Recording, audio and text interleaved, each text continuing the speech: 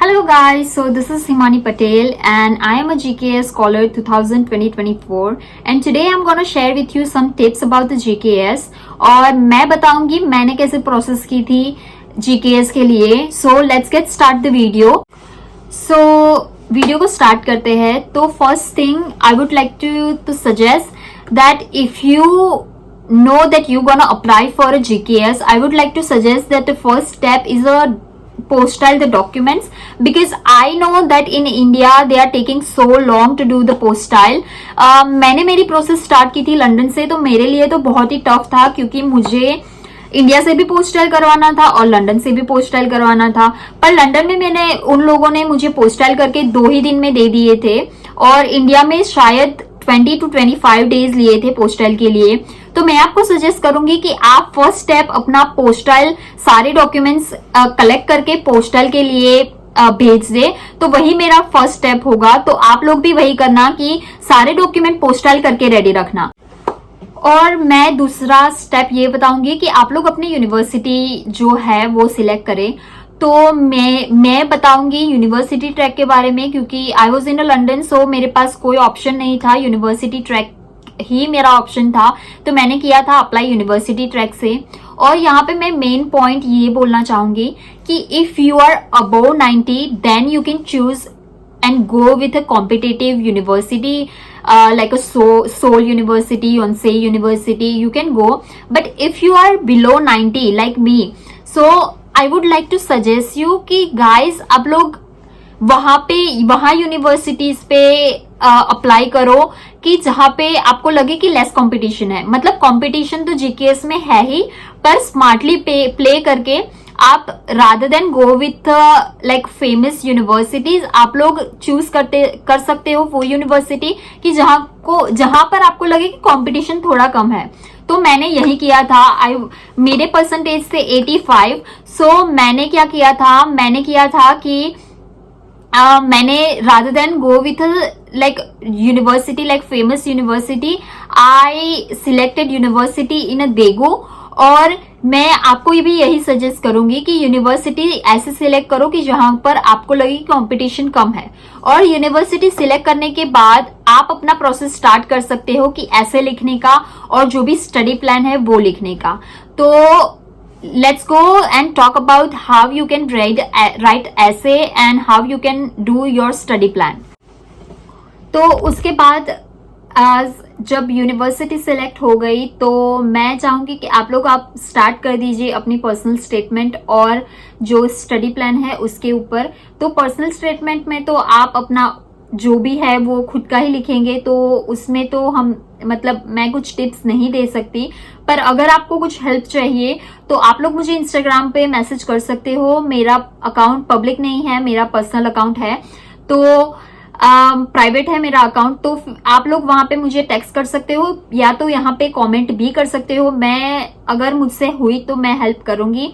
और उसके बाद study plan. So study plan के लिए आप जो अपना मेजर सिलेक्ट करोगे तो वो सब कुछ मिल जाएगा यूनिवर्सिटी वेबसाइट पे.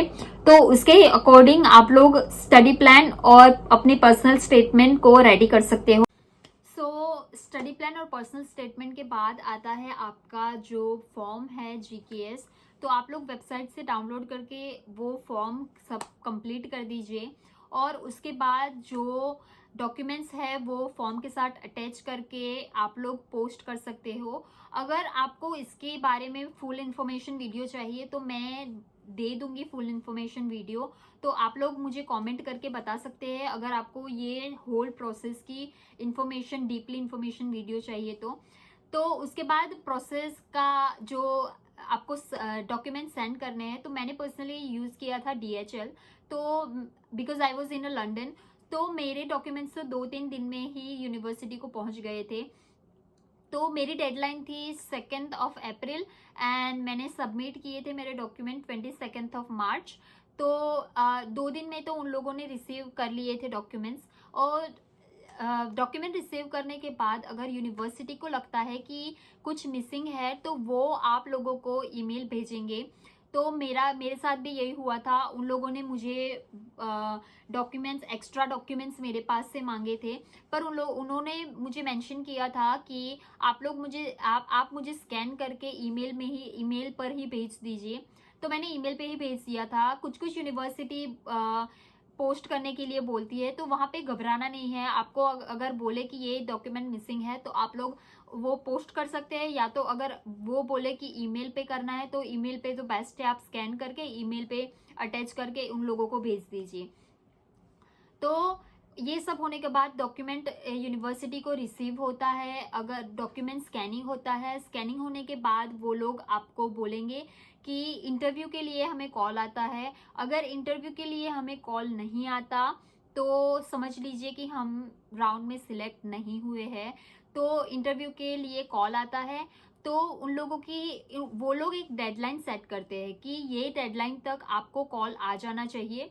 तो शायद मेरा था 29th of April was a deadline, और मुझे 27 तक कोई कॉल नहीं आया था। तो मुझे ऐसा था कि मेरा सिलेक्शन नहीं हुआ, पर मुझे शायद 27 अप्रैल को कॉल आ गया था मेरे इंटरव्यू के लिए। इंटरव्यू में भी ज्यादा मुझे क्वेश्चन पूछे नहीं थे, नॉर्मल क्वेश्चन पूछे थे।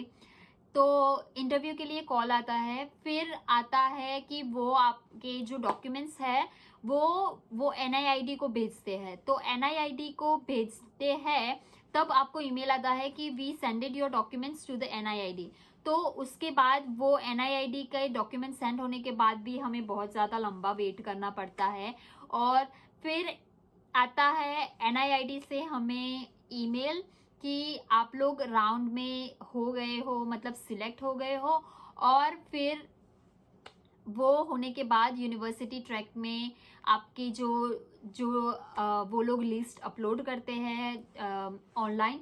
तो वहाँ पे आपका जो नेम है वो दिख जाएगा, और आपको पर्सनल ईमेल भी आता है। मुझे भी आया, सबको आता है, मुझे भी आया था। तो वहाँ पे आप देख सकते हैं अपना नाम। और उसके बाद फाइनल रिजल्ट आता है जहाँ पे एम्बेसी और यूनिवर्सिटी ट्रैक दोनों का मर्ज होके आता है। तो यूनिवर्सिटी ट्रैक की जो प्रोसेस है वो तो मुझे बहुत इजी लगती है compare to embassy track. So अगर आपकी प्रोफाइल बहुत ही ज़्यादा स्ट्रांग है तो I would like to suggest कि आप लोग यूनिवर्सिटी ट्रैक में ही करें। एम्बेसी ट्रैक में भी जा सकते हो, पर अगर आप लोग दूर रहते हो इंडिया में और दिल्ली आप नहीं जा सकते, ट्रैवलिंग इतना नहीं कर सकते, क्योंकि मैंने सुना है कि एम्बेसी ट्रैक में इंटरव्यू भी हमें वहां पे जाके देना होता है। So if you are living too far from Delhi, it's gonna be really really hard for you to come for interview as well.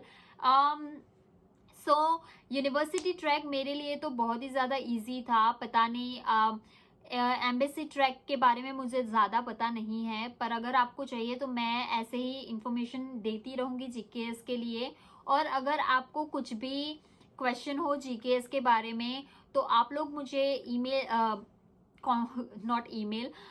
आप लोग मुझे कमेंट में बता सकते हैं। आप लोग मुझे इंस्टाग्राम में भी पर्सनल टेक्स्ट कर सकते हैं।